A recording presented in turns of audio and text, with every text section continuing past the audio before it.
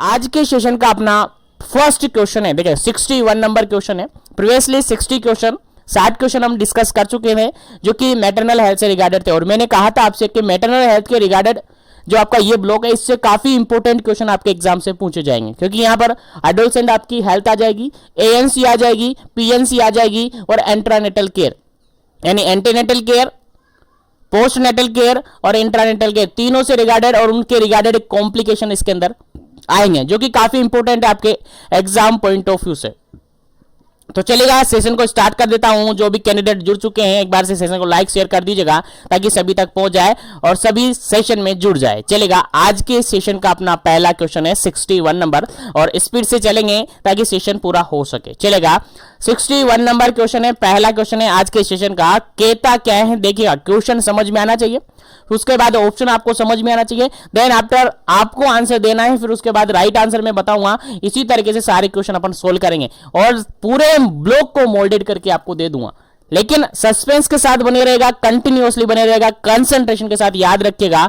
सारे क्वेश्चन आपके exam point of view से काफी इंपॉर्टेंट है और इनसे बाहर आपके एग्जाम में कोई क्वेश्चन नहीं जाएगा। और बता दे रहा हूं ये सारे क्वेश्चन आपको कोई नहीं बताएगा, कोई नहीं पढ़ाएगा, इसीलिए जीवन एजुकेशन के साथ जुड़े रहिए, आपको सारी चीजें यहां पर अवेलेबल हो जाएगी और आपका सिलेबस बहुत ही जल्दी कंप्लीट हो जाएगा। सेकंड ब्लॉक है आज कंप्लीट हो जाएगा, थर्ड ब्लॉक स्टार्ट कर देंगे और एक दिन में नहीं तो दूसरे दिन में आपका एक ब्लॉक फिनिश है, यानी 20 तारीख से पहले आपका सारा सिलेबस कंप्लीट हो जाएगा। उसके बाद प्रीवियसली एग्जाम के जो पेपर बचे हुए हैं उनको अपन सोल्व करवा देंगे और उसके बाहर कोई क्वेश्चन बाहर नहीं जाएगा, सारा कुछ आपके हाथ में आ जाएगा। चलेगा, क्वेश्चन का आज के सेशन का पहला क्वेश्चन, इसको डिस्कस करते हैं और सेशन को स्टार्ट करते हैं। 61 नंबर क्वेश्चन है, समझते हैं। 61 नंबर क्वेश्चन कहता है separation of placenta start at the lower edge of the placenta at the lateral border in. देखिए क्वेश्चन सिंपल सा यहां पर है, प्लेसेंटा के सेपरेशन से रिगार्डेड क्वेश्चन है। प्लेसेंटा का सेपरेशन हो रहा है, कहां से स्टार्ट होता है ये, lower edge of the placenta at the lateral border. Lateral border से क्या है, प्लेसेंटा कहां से सेपरेट हो रहा है, lower edge of the placenta at the lateral edge, यानी लोअर बॉर्डर से स्टार्ट हो रहा है और लेटरल बॉर्डर से स्टार्ट हो रहा है। लोअर एज से स्टार्ट हो रहा है और लेटरल बॉर्डर से स्टार्ट हो रहा है। अगर प्लेसेंटा का सेपरेशन लोअर बॉर्डर और लोअर एज और लेटरल बॉर्डर से स्टार्ट हो रहा है तो वो किस टाइप का सेपरेशन होगा। जनरली आपने पढ़ा होगा दो सेपरेशन आपने पढ़े होंगे, जनरली दो सेपरेशन आपने पढ़े होंगे। एक पढ़ा है आपने मैथ्यू डंकन मैकेनिज्म, दूसरा पढ़ा है आपने सुल्ज मैकेनिज्म। दो ही मैकेनिज्म बेसिकली आपने पढ़ा है, एक मैकेनिज्म पढ़ा है आपने मैथ्यू डंकन मैकेनिज्म और दूसरा मैकेनिज्म आपने पढ़ा है सुल्ज मैकेनिज्म। तो यहां पर आपका दो ही ऑप्शन मान के चलेगा, दो ऑप्शन तो मैंने हटा दिए, दो ही ऑप्शन आपके सामने हैं और दोनों ही ऑप्शन से आपसे क्वेश्चन करने और दोनों ही तरीके के क्वेश्चन आपके एग्जाम में पूछे जा सकते हैं। दोनों में से एक तो आपके एग्जाम में पूछने की ज्यादा संभावना रहती है। चलेगा, इस क्वेश्चन के अंदर क्वेश्चन समझ में आएगा। क्वेश्चन ये है कि प्लेसेंटा का सेपरेशन हो रहा है और प्लेसेंटा का सेपरेशन जो हो रहा है वो स्टार्ट होता है कहां से, lower edge of the placenta, placenta के लोअर एज से और लेटरल बॉर्डर से। कहां से, लोअर एज से और लेटरल बॉर्डर से स्टार्ट हो रहा है तो किस टाइप का मैकेनिज्म होगा। पहला ऑप्शन यहां पर Matthew Duncan mechanism, second option है यहां पर सुल्ज मैकेनिज्म और थर्ड ऑप्शन यहां पर हेमेटोस्टेसिस हीमोस्टेसिस और फोर्थ ऑप्शन यहां पर कंट्रोल कोड ट्रैक्शन। यहां से मैंने दो ऑप्शन काट दिए, दो ही ऑप्शन आपके पास है बस। सेपरेशन से रिगार्डेड अगर बात करें ना तो दो ही ऑप्शन आपके पास है, मैथ्यू डंकन मैकेनिज्म है, दूसरा सुल्ज मैकेनिज्म है। बताइएगा कौन सा मैकेनिज्म यहां पर लग रहा है जिसके थ्रू आपका प्लेसेंटा सेपरेट हो रहा है। चलिएगा, आंसर आपको बताना है क्या इसका करेक्ट आंसर है। ध्यान रहे, पॉइंट आपको याद रखना है क्या कह रहा है। क्वेश्चन में हाईलाइट इसलिए कर रहा हूं ताकि आपको हमेशा याद रहे, अगर क्वेश्चन आ जाए ना तो नींद में भी सोल्व कर सके। प्लेसेंटा का सेपरेशन हो रहा है lower edge of the placenta से और लेटरल बॉर्डर से। अभी एक इमेज भी आपको दिखा दूंगा ताकि आपको हमेशा याद रहे, ठीक है। प्लेसेंटा का सेपरेशन लोअर एज से हो रहा है और लेटरल बॉर्डर से हो रहा है, तो ये टाइप का जो मैकेनिज्म है वो कौन सा मैकेनिज्म है, आंसर आपको देना है फटाफट से। इसका करेक्ट आंसर क्या होगा। चलेगा। इस क्वेश्चन का बिल्कुल करेक्ट आंसर है that is option number first, बिल्कुल करेक्ट आंसर है। ऑप्शन नंबर फर्स्ट बिल्कुल करेक्ट आंसर है इस क्वेश्चन का, क्योंकि अगर प्लेसेंटा का सेपरेशन लोअर एज से हो और लेटरल पोजीशन से हो, that is mechanism Matthew Duncan mechanism. याद रहे मैथ्यू डंकन मैकेनिज्म है।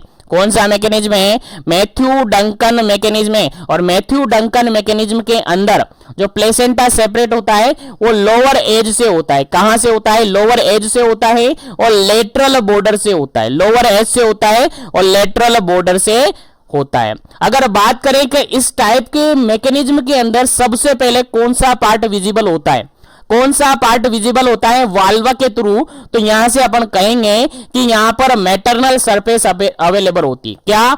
मैटरनल सरफेस सबसे पहले दिखाई देती है। याद रहे मैटरनल सरफेस सबसे पहले दिखाई देती है मैथ्यू डंकन मैकेनिज्म में। क्वेश्चन आ जाए कि maternal separation of placenta, placenta का सेपरेशन हो रहा है मैथ्यू डंकन मैकेनिज्म के थ्रू, तो बताइएगा कि वाल्वा के थ्रू सबसे पहले अपीयरेंस किसका होगा? आपका आंसर होगा सर मैटरनल सरफेस सबसे पहले अपीयर होगी।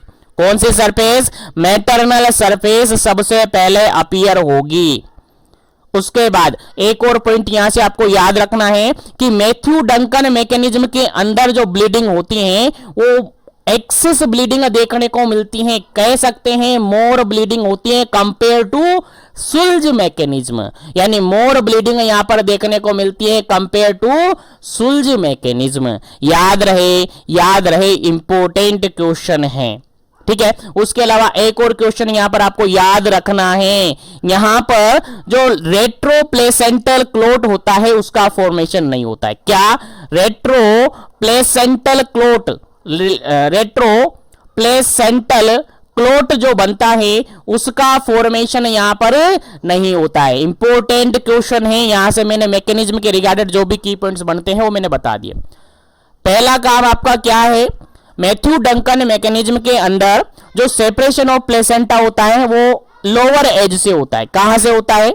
लोअर एज से होता है।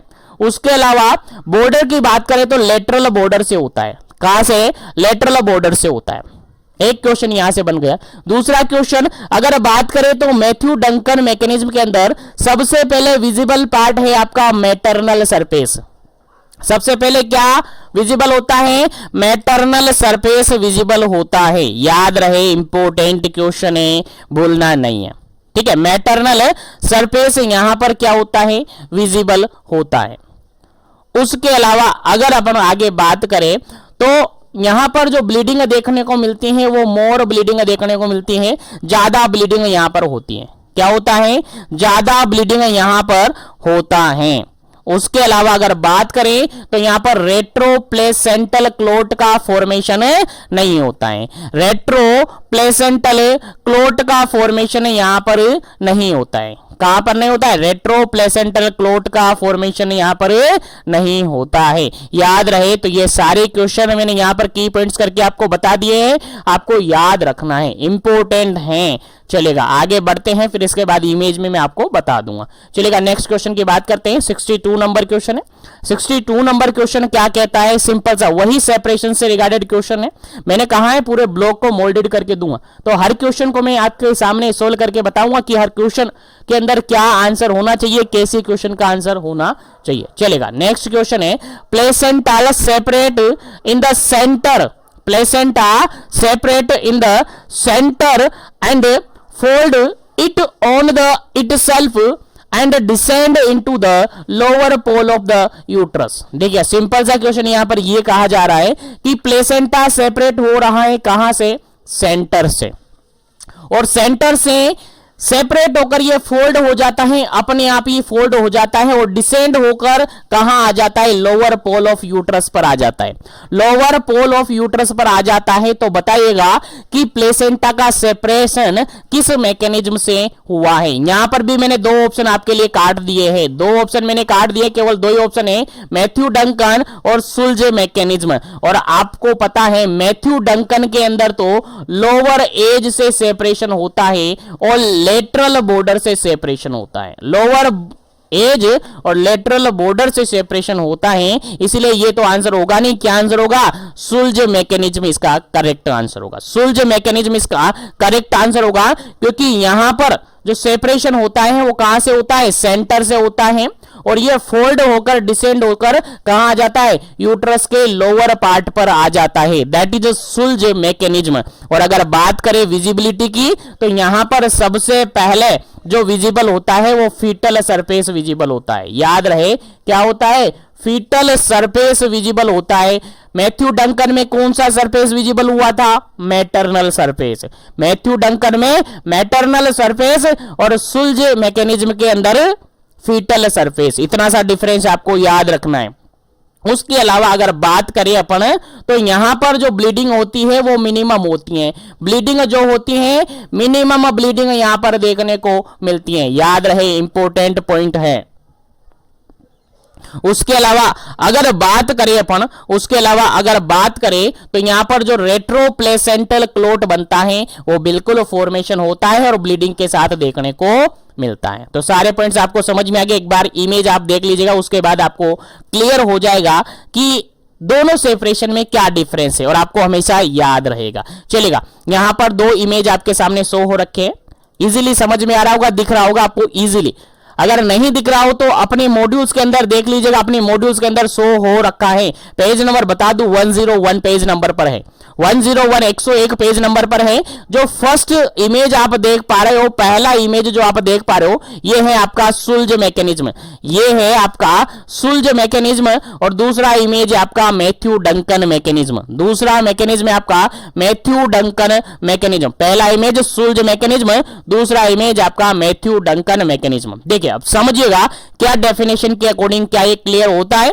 चलेगा, अपन ने कहा था सुल्ज मैकेनिज्म की पहली बात कर लेते हैं अपन, सुल्ज मैकेनिज्म की। तो सुल्ज मैकेनिज्म ये कहता है कि प्लेसेंटा का सेपरेशन कहां से होगा? पहले सेंटर से होगा। कहां से? सेंटर से होगा। देखो, ये आपका यूट्रस है, ये पूरा आपका क्या है? यूट्रस है। यूट्रस के अंदर से सेपरेशन, ये जो सेपरेट होकर आया है, कहां से सेपरेट होकर आया है?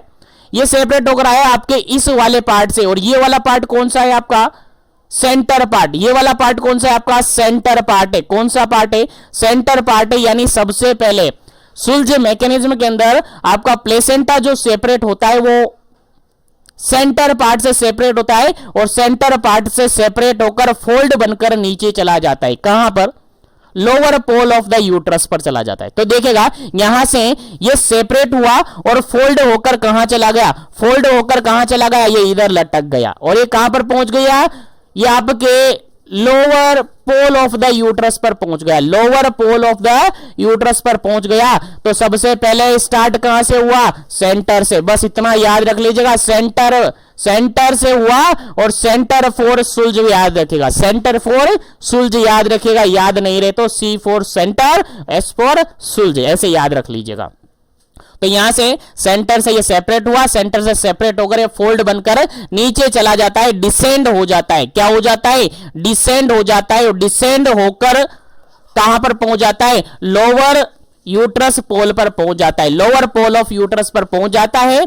और सबसे पहले कौन सा पार्ट यहां पर विजिबल हुआ? देखिएगा, प्लेसेंटल पार्ट है, तो कौन सा पार्ट हुआ यहां पर? फीटल पार्ट सबसे पहले यहां पर विजिबल होता है। सबसे पहले कौन सा पार्ट विजिबल होता है? फीटल सरफेस यहां पर विजिबल होता है। कहां से? आपके वाल्वा से। तो समझ में आ गया। बिल्कुल यहां पर आपको याद रखना है, सेंटर से सेपरेशन होगा, फोल्ड होकर ये लोअर पोल ऑफ यूट्रस तक पहुंच जाएगा। यहां पर ब्लीडिंग की अगर बात करें तो मिनिमम ब्लीडिंग यहां पर देखने को मिलती है। मिनिमम ब्लीडिंग यहां पर देखने को मिलती है। और रेट्रोप्लेसेंटल जो क्लोट होता है यहां पर फॉर्मेशन होता है, और वो उसी ब्लीडिंग के अंदर देखने को मिलता है। आई थिंक समझ में आ गया होगा। अब बात करें दूसरे मैकेनिज्म की, that is Matthew Duncan mechanism. That is Matthew Duncan mechanism. और मैथ्यू डंकन मैकेनिज्म क्या कहता है? देखिएगा, मैथ्यू डंकन मैकेनिज्म सेपरेट होता है लोअर एज से, सेपरेट होता है लोअर एज से। सपोज कीजिएगा ये आपका प्लेसेंटा पूरा अटैच था, इसका सेपरेशन कहां से स्टार्ट होगा? यहां से स्टार्ट हो गया, सेपरेट होकर नीचे लटक गया। दिख रहा है आपको? इजीली लटक रहा है। तो यहां पर जो सेपरेशन होता है लोअर एज से सेपरेशन होता है। कहां से? लोअर एज से सेपरेशन होता है। याद रखिएगा, लोअर एज से सेपरेशन होने के बाद कहां तक जाता है? लेटरल बॉर्डर से। एक और बात याद रखना, लेटरल बॉर्डर से सेपरेट हुआ, लोअर एज से हुआ और लेटरल बॉर्डर से ये सेपरेट हुआ। अगर ऐसा है तो that is Matthew Duncan mechanism. और मैथ्यू डंकन मैकेनिज्म के अंदर आपको याद रखना है ब्लीडिंग ज्यादा देखने को मिलती है, यहां पर मोर ब्लीडिंग देखने को मिलती है। उसके अलावा जो रेट्रो प्लेसेंटल क्लोट होता है, रेट्रो प्लेसेंटल क्लोट होता है, वो क्या होता है? फॉर्म नहीं होता है, यानी फॉर्मेशन नहीं होता है। रेट्रो प्लेसेंटल यहां पर ब्लीडिंग के अंदर देखने को नहीं मिलता है। तो उम्मीद है यहां तक आपको समझ में आएगा। एक और क्वेश्चन यहां से, सबसे पहले जो पार्ट देखने को मिलेगा यहां पर सबसे पहले पार्ट विजिबल होगा आपका मैटरनल सरफेस। याद रखिएगा, दोनों के अंदर डिफरेंस मैंने बता दिया, मैटरनल सरफेस यहां पर विजिबल होगा। तो मैथ्यू डंकन और सुल्ज दोनों मैकेनिज्म मैंने अच्छी तरीके से आपको बता दिया। फिर भी आपको समझ नहीं आ रहा है तो एक बार से अपनी मॉड्यूल्स को उठाना जरूर से देख लेना एक बार से। बाकी फिर भी आपको आप कहेंगे तो नेक्स्ट सेशन के अंदर भी आपको बता दिया जाएगा क्या इसका चलेगा। आगे बढ़ते हैं नेक्स्ट क्वेश्चन पर, और यहां तक कि दोनों क्वेश्चन आपको क्लियर हो गए होंगे। अब आगे बढ़ते हैं नेक्स्ट क्वेश्चन पर। नेक्स्ट क्वेश्चन है आपका हीमोस्टेसिस। और हीमोस्टेसिस जनरली आप सबको पता है, हीमोस्टेसिस मतलब एक तरीके से बैलेंस से रिगार्डेड काम होता है। स्टेसिस मतलब एक तरीके से बैलेंस, और हीम मतलब कि ब्लड से रिगार्डेड है। ब्लड से रिगार्डेड यानी कि जनरली जो क्लोट बनता है, प्लेसेंटल क्लोट बनता है, उससे रिगार्डेड बात की जाती है। ठीक है, तो हीमोस्टेसिस की बात आ रही है तो इसके अंदर कौन सा ऑप्शन बिल्कुल करेक्ट है? ऑप्शन कौन सा करेक्ट है, इससे रिगार्डेड आंसर आपको बताना है। चलेगा, 63 नंबर क्वेश्चन है। पहला ऑप्शन यहां पर vigorous uterine contraction followed the placental separation. Second option है यहां पर no retro placental clot. Third option यहां पर fetal surface appear at the vulva with the membranes trailing behind. Fourth option है lengthening of the umbilical cord. चलेगा, क्या इसका correct answer होगा? आंसर आपको देना है फटाफट से, क्या इसका करेक्ट आंसर होगा, देन आफ्टर आपको आंसर मिल जाएगा। चलेगा, जल्दी कीजिएगा, क्या इसका करेक्ट आंसर होगा? 63 नंबर क्वेश्चन आपका है, क्या इसका करेक्ट आंसर होगा? चलेगा, चलिए इसका बिल्कुल करेक्ट आंसर है, that is option number first, बिल्कुल करेक्ट आंसर है। वाइग्रस यूटेराइन कॉन्ट्रैक्शन, जिसके कारण से आपका प्लेसेंटा क्या होता है? सेपरेट होता है, सेपरेट होकर वहां पर रेट्रो प्लेसेंटल क्लोट्स वगैरह बन जाते हैं। बिल्कुल करेक्ट आंसर है ऑप्शन नंबर फर्स्ट, बिल्कुल करेक्ट आंसर है। चलेगा, आगे बढ़ते हैं नेक्स्ट क्वेश्चन पर, लेकिन सेशन को लाइक शेयर करते रहेगा ताकि सभी तक सेशन पहुंच जाए। और जो भी कैंडिडेट पहली बार विजिट कर रहे हैं चैनल को जरूर से सब्सक्राइब कर ले, ताकि इसी तरीके से कंटिन्यू सेशन आपको मिल सके, आपको सेशन का वेट ना करना पड़े और नोटिफिकेशन आप तक पहुंच जाए। चलेगा, नेक्स्ट क्वेश्चन है आपके सामने 64 नंबर क्वेश्चन, और 64 नंबर क्वेश्चन कहता है what is the full form of AMTSL? AMTSL। चलेगा, फुल फॉर्म आपसे पूछिए, सिंपल सा फुल फॉर्म है, ऑप्शन के अकॉर्डिंग आंसर देना है। पहला ऑप्शन यहां पर active management of third stage of labour. Third stage of labour है उसका एक्टिव मैनेजमेंट। सेकंड ऑप्शन है active management of trial stage of labour. Third option है यहां पर action management of third stage of labour. और fourth option है यहां पर management of true stage of labour. चलेगा, क्या इसका करेक्ट आंसर है? उम्मीद है सभी को पता है इसका आंसर, जिसको पता नहीं है वो याद रखिएगा क्योंकि एग्जाम में आपसे पूछा जा सकता है, इंपॉर्टेंट है। AMTSL का अगर फुल फॉर्म अपन देखें तो बिल्कुल करेक्ट आंसर क्या होगा? जल्दी से अपना आंसर कमेंट कीजिएगा, क्या इसका करेक्ट आंसर होगा? चलेगा, इस क्वेश्चन का अगर बिल्कुल करेक्ट आंसर अपन देखें तो ऑप्शन नंबर फर्स्ट बिल्कुल करेक्ट आंसर है, active management of third stage of labour. A for active, M for management, T for third, S for stage और L फॉर लेबर। तो active management of third stage of labour इसका full form है। बिल्कुल correct answer है option number first, बिल्कुल correct answer है। चलेगा, आगे बढ़ते हैं नेक्स्ट क्वेश्चन पर। नेक्स्ट क्वेश्चन है आपका 65 नंबर क्वेश्चन, और 65 नंबर क्वेश्चन क्या कहता है? देखिएगा, समझिएगा क्वेश्चन क्या कहता है। क्वेश्चन ये कह रहा है क्राइटेरिया या क्रिटिकल स्टेप ऑफ AMTSL, यानी active management of third stage of labour के अंदर जो क्रिटिकल स्टेप्स होती हैं, क्रिटिकल स्टेप होती हैं, वो क्या होती हैं? आंसर आपको बताना है फॉलोइंग ऑप्शन में से कौन सा करेक्ट आंसर है। पहला ऑप्शन यहां पर है एडमिनिस्ट्रेशन ऑफ यूटेरोटोनिक यूटेरोटोनिक ड्रग का एडमिनिस्ट्रेशन किया जाना। सेकंड ऑप्शन है control of code traction. Third option देखेगा यूटेराइन मसाज, और फोर्थ ऑप्शन देखेगा ऑल ऑफ दी अबव। चलेगा, क्या इसका करेक्ट आंसर है? Critical step of the AMTSL, active management of third stage of labour के अंदर जो क्रिटिकल स्टेप्स होती हैं वो क्या हैं? बिल्कुल ऑप्शन के अकॉर्डिंग आंसर देना है, ऑप्शन के अकॉर्डिंग आंसर आपको देना है। क्या इसका करेक्ट आंसर होगा? चलेगा, इसका बिल्कुल करेक्ट आंसर है option number fourth, all of the above बिल्कुल करेक्ट आंसर है।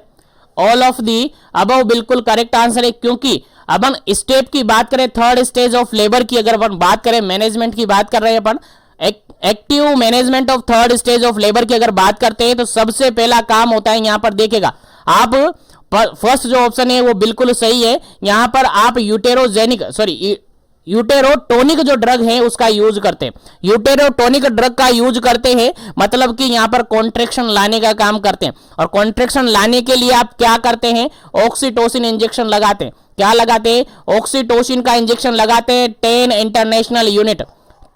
इंटरनेशनल यूनिट IM रूट से आप इसको लगाते हैं, IM रूट से आप इसको लगाते हैं। जरूरत पड़ती है तो इसको फिर IV यानी ड्रिप के साथ भी एडमिनिस्टर किया जाता है। ठीक है, उसके अलावा यहां पर आप टेबलेट यूज करते हैं, टेबलेट आप अवेलेबल करवाते हैं, और टेबलेट होती है जनरली आप सबको याद होगा मीजोप्रोस्टोल। कौन सी टेबलेट? मीजोप्रोस्टोल, जो कि 600 माइक्रोग्राम की होती हैं, जो कि ओरली आप यूज कर सकते हैं। ओरली यहां पर एडमिनिस्टर की जाती है, याद रखें, दोनों ही आपको याद होनी चाहिए।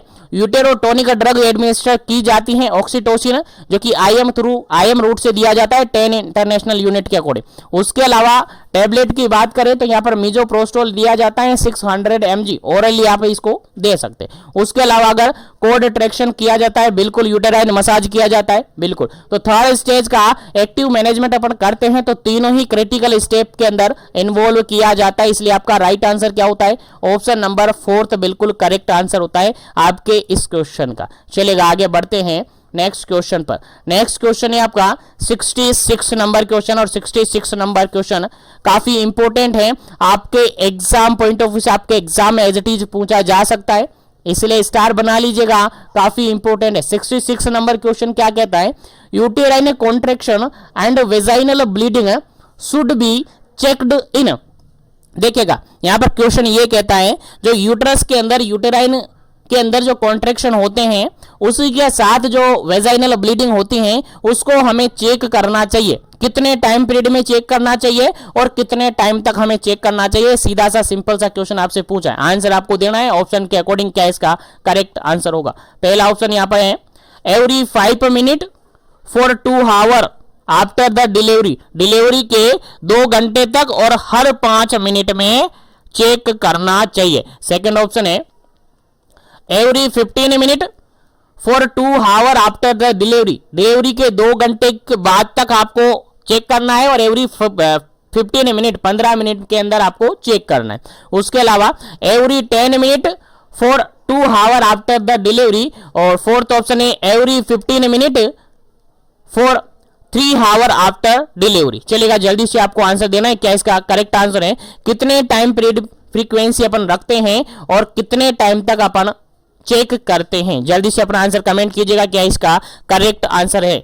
Uterine contraction and vaginal bleeding हमें चेक करनी चाहिए कितने टाइम पीरियड तक और कितने टाइम के कितने मिनट के ड्यूरेशन में हमें फ्रीक्वेंसी चेक करनी चाहिए।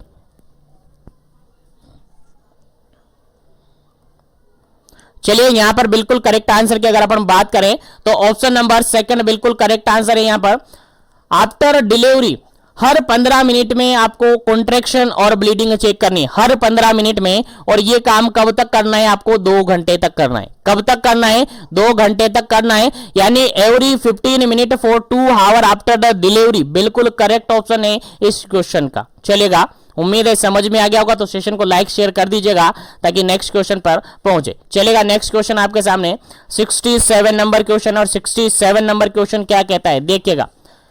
Encourage mother for the breast feeding, encourage mother for the breast feeding after the delivery.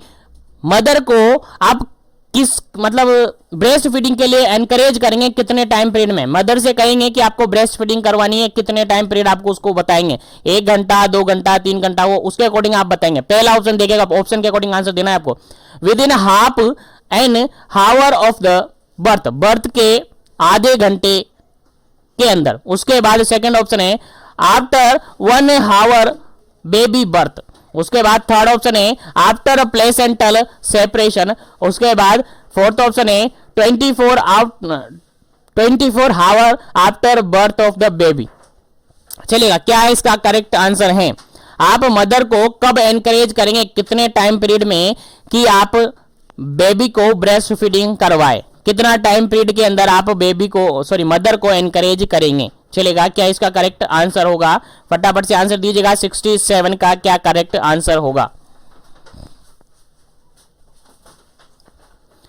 चलेगा, 67 का बिल्कुल करेक्ट आंसर है आपका ऑप्शन नंबर फर्स्ट। देखिएगा, अगर नॉर्मल डिलीवरी हुई तो यहां से 2 क्वेश्चन आपको याद रखने हैं। अगर नॉर्मल डिलीवरी हुई है तो फिर आप उस लेडी को, उस मदर को एनकरेज करेंगे ब्रेस्ट फीडिंग के लिए विद इन 30 मिनट, आधे घंटे के अंदर उसको ब्रेस्ट फीडिंग के लिए एनकरेज करेंगे।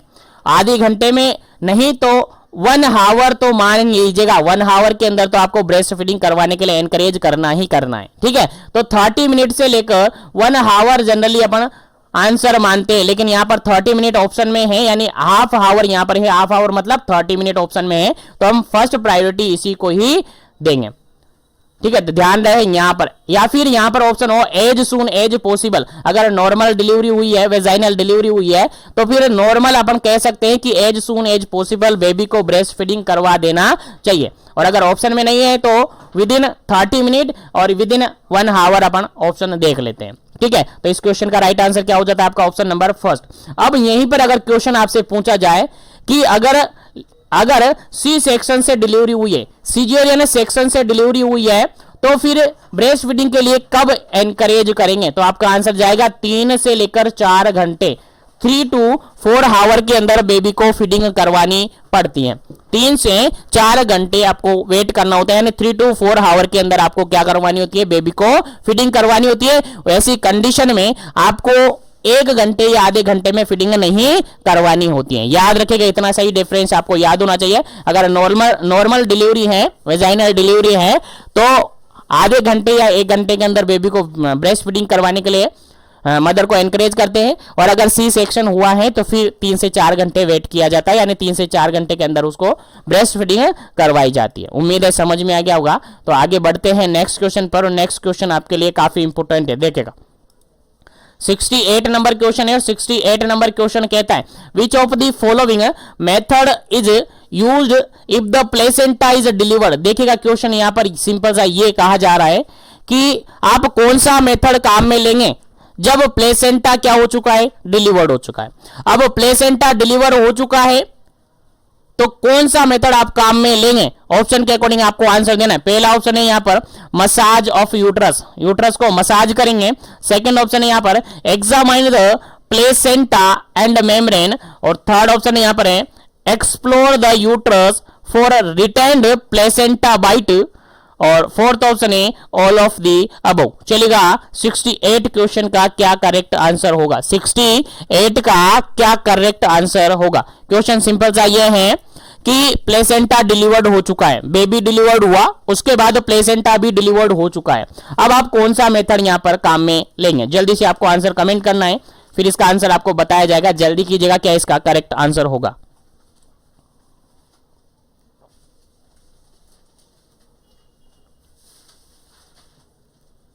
चलेगा, यहां पर बिल्कुल करेक्ट आंसर है आपका ऑप्शन नंबर डी, क्योंकि प्लेसेंटा डिलीवर हो चुका है तो आप वहां पर यूट्रस को मसाज करेंगे, उसके अलावा एग्जामाइन करेंगे प्लेसेंटा और मेम्ब्रेन को, उसके अलावा आप एक्सप्लोर करेंगे यूट्रस को फॉर रिटेन्ड प्लेसेंटा, कि कोई प्लेसेंटल बाइट तो नहीं रह गया है अंदर, कोई मेम्ब्रेन तो अभी यूट्रस के अंदर रिटेन तो नहीं है ना, इसीलिए आप क्या करेंगे, मसाज करेंगे। उसके अलावा प्लेसेंटा और मेम्ब्रेन को एग्जामाइन करेंगे, उसके अलावा आप क्या करेंगे, यूट्रस को एक्सप्लोर करेंगे कि कोई बाइट प्लेसेंटा का कोई मेम्ब्रेन का कोई पार्ट तो अंदर नहीं रह गया हो, यानी तीनों ही आप वहां पर करेंगे। तो इस क्वेश्चन का राइट आंसर आपका क्या हो जाता है, ऑप्शन नंबर 4 हो जाता है। ऑल ऑफ दी अबव बिल्कुल करेक्ट है इस क्वेश्चन का। चलिएगा आगे बढ़ते हैं नेक्स्ट क्वेश्चन पर। उम्मीद है यहां तक सभी क्वेश्चन आपको समझ में आ गए हैं। चलिएगा नेक्स्ट क्वेश्चन की बात करते हैं। काफी इंपॉर्टेंट क्वेश्चन है, स्टार बना लीजिएगा, आपके एग्जाम में पूछा जा सकता है। और ये क्वेश्चन आपके फर्स्ट पेपर सेकंड पेपर दोनों में पूछा जा सकता है, और आपके प्रैक्टिकल के अंदर वाइवा के अंदर भी पूछा जा सकता है कि टेम्परेचर ऑफ लेबर रूम का जो टेम्परेचर होता है वो कितना होना चाहिए, लेबर रूम का टेम्परेचर कितना होना चाहिए। और ये इस ब्लॉक के अंदर भी पढ़ेंगे, अगले ब्लॉक के अंदर भी पढ़ेंगे, अगले के अंदर भी पढ़ेंगे, और फर्स्ट पेपर के अंदर भी हम पढ़ चुके हैं इस क्वेश्चन को। चलेगा 69 का क्वेश्चन का आंसर क्या होगा, टेम्परेचर ऑफ लेबर रूम का टेम्परेचर कितना होना चाहिए जनरली। ऑप्शन के अकॉर्डिंग आंसर है। पहला ऑप्शन है 37 to 40 degree centigrade, second option है 36 to 28 degree centigrade, third option है 30 to 32 डिग्री सेंटीग्रेड, और फोर्थ ऑप्शन है यहाँ पर 20 to 25 डिग्री सेंटीग्रेड। चलिएगा आंसर आपको बताना है क्या इसका करेक्ट आंसर होगा। लेबर रूम का टेम्परेचर जनरली कितना होना चाहिए, आपको याद होना चाहिए, इसके रिगार्डेड क्या आपका करेक्ट आंसर होगा। 69 का करेक्ट आंसर आपको देना है, जल्दी कीजिएगा क्या इसका करेक्ट आंसर होगा। चलेगा देखिएगा, अगर अपन बात करते हैं लेबर रूम की, तो लेबर रूम का जो टेम्परेचर जनरली होना चाहिए वो कितना होना चाहिए, समथिंग वो आपका होना चाहिए 28 के समथिंग। यानी जरूरी नहीं है कि बिल्कुल वो 20 हो या बिल्कुल वो 30 हो, लेकिन टेम्परेचर अगर रेंज की अपन बात करें ना तो बिल्कुल 25 से लेकर 28 डिग्री सेंटीग्रेड टेम्परेचर होना चाहिए लेबर रूम का। यहां पर ऑप्शन में 26 से लेकर 28 है, 26 से लेकर 28, 26 से लेकर 28 डिग्री सेंटीग्रेड टेम्परेचर होना चाहिए। बिल्कुल ऑप्शन नंबर बी बिल्कुल करेक्ट आंसर है इस क्वेश्चन का।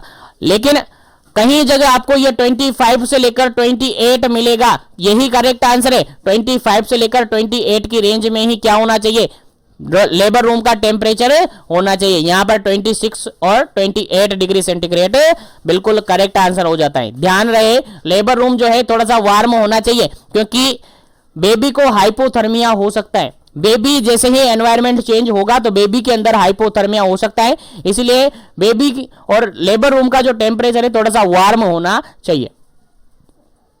चलेगा, उम्मीद है यहां तक आपको समझ में आ गया होगा। तो आगे बढ़ते हैं अपन नेक्स्ट क्वेश्चन पर। आगे बढ़ते हैं नेक्स्ट क्वेश्चन पर। यहां से एक और क्वेश्चन आपको याद रख लेना है, अभी बता देता हूं यहीं पर। जैसे ही बेबी डिलीवर्ड होता है, मान के चलेगा बेबी की डिलीवरी हुई है और बेबी डिलीवर हुआ है, मान के चलेगा यहां पर फर्स्ट बेबी है, एक बेबी है, पहला बेबी है जिसका वेट अभी कितना है, जिसका वेट अभी 1000 ग्राम है। 1000 ग्राम है मतलब कि 1 kg है, जिसका वेट कितना है 1 kg है, यानी प्री टर्म और एलबीडब्ल्यू एक्सट्रीम एलबीडब्ल्यू यहां पर आ गया है। तो ऐसी कंडीशन में बेबी को आप सबको पता है विटामिन के इंजेक्शन लगाया जाता है। विटामिन के इंजेक्शन लगाया जाता है, क्यों लगाया जाता है, ब्लीडिंग टेंडेंसी को रोकने के लिए। ब्लीडिंग टेंडेंसी को रोकने के लिए विटामिन के का इंजेक्शन लगाया जाता है। तो नियोनेट है, न्यूबॉर्न है, जिसका वेट 1000 ग्राम से कम है, यानी 1 kg से कम है, 1000 ग्राम से कम है, तो ऐसे बच्चे के अंदर, ऐसे बेबी के अंदर आप जो इंजेक्शन लगाएंगे विटामिन के का, उसका डोज क्या रहेगा, आपका आंसर रहेगा सर 0.5 mg होगा। और IM रूट से लगाएंगे, किस रूट से, IM रूट से लगाएंगे, 0.5 mg होगा। अगर बेबी का वेट 1000 ग्राम से ज्यादा है, यानी 1 kg से ज्यादा है, 1 kg से ज्यादा है, तो वैसी कंडीशन में बेबी के अंदर जो इंजेक्शन लगाया जाएगा विटामिन के का, वो लगाया जाएगा 1.0 mg लगाया जाएगा। कितना लगाया जाएगा, 1.0 mg लगाया जाएगा। वही रूट सेम है, IM रूट से लगाया जाएगा। याद रहे, इंपॉर्टेंट क्वेश्चन है, यहां से आपके एग्जाम में क्वेश्चन 100% पूछा जा सकता है, क्योंकि ये रिपीटेडली एग्जाम में पूछा जाता है। चलिए आगे बढ़ते हैं नेक्स्ट क्वेश्चन पर। चलिए नेक्स्ट क्वेश्चन आपके सामने काफी इंपॉर्टेंट है, 70 नंबर क्वेश्चन काफी इंपॉर्टेंट है। Fourth stage is define as, खाली जगह छोड़ा हुआ है, इसको आपको भरना है। After the delivery of the placenta and membrane. देखिएगा सिंपल सा यहाँ पर क्वेश्चन का डेफिनेशन पूछा है। जो फोर्थ स्टेज होती है जनरली आप सबको बताया मैंने, प्रीवियसली सेशन के अंदर भी बताया था कि जो लेबर की स्टेजेज होती है मेनली 3 स्टेज होती है, लेकिन 4th स्टेज भी इंक्लूड की जाती है कि 4th स्टेज आपकी ऑब्जर्वेशनल स्टेज होती है। कौन सी स्टेज होती है? ऑब्जर्वेशनल स्टेज होती है। तो 4th स्टेज को डेफिनेशन यहां पर आपसे पूछा है, 4th स्टेज का डेफिनेशन यहां पर पूछा है कि 4th स्टेज का डेफिनेशन क्या है। तो सिंपल सा यहां पर लिखा हुआ है 4th stage is define as, खाली जगह छोड़ा हुआ है, ऑप्शन के अकॉर्डिंग आंसर देना है। After the delivery of the placenta and membrane, देखिएगा कितना टाइम पीरियड माना गया है 4th स्टेज के अंदर कि जैसे ही प्लेसेंटा और मेम्ब्रेन डिलीवर्ड हो जाता है तो उसके बाद कितने टाइम पीरियड तक अपन 4th स्टेज मानते, कितने टाइम पीरियड तक हम 4th स्टेज उसको मानते। आंसर आपको देना, पहला ऑप्शन है यहां पर फर्स्ट 1 आवर को मानते, सेकंड ऑप्शन है फर्स्ट 2 आवर को मानते हैं, सेकंड ऑप्शन है फर्स्ट 3 आवर को मानते हैं, फोर्थ ऑप्शन है फर्स्ट 4 आवर को मानते हैं। चलिएगा आंसर आपको बताना है क्या इसका करेक्ट आंसर है। और जो भी डाटा अपन डिस्कस कर रहे हैं वो आपके मॉड्यूल से डिस्कस करें, बिल्कुल आपके मॉड्यूल्स का ही डिस्कस करेंगे और आपके मॉड्यूल्स का ही डाटा आपके एग्जाम में सही माना जाएगा। चलिएगा इस क्वेश्चन का जो बिल्कुल करेक्ट आंसर है that is option number first. Option number first बिल्कुल करेक्ट आंसर है। जैसे ही प्लेसेंटा और मेम्ब्रेन डिलीवर्ड हो जाता है उसका 1 आवर फर्स्ट 1 आवर जो होता है वही आपका 4th स्टेज ऑफ लेबर के अंदर काउंट होता है। फर्स्ट आवर याद रहे, first hour after the delivery of the placenta and the membrane, placenta और मेम्ब्रेन का डिलीवरी होने के बाद फर्स्ट जो आवर होता है वही आपका 4th स्टेज के अंदर काउंट किया जाता है। याद रहे, भूलना नहीं है।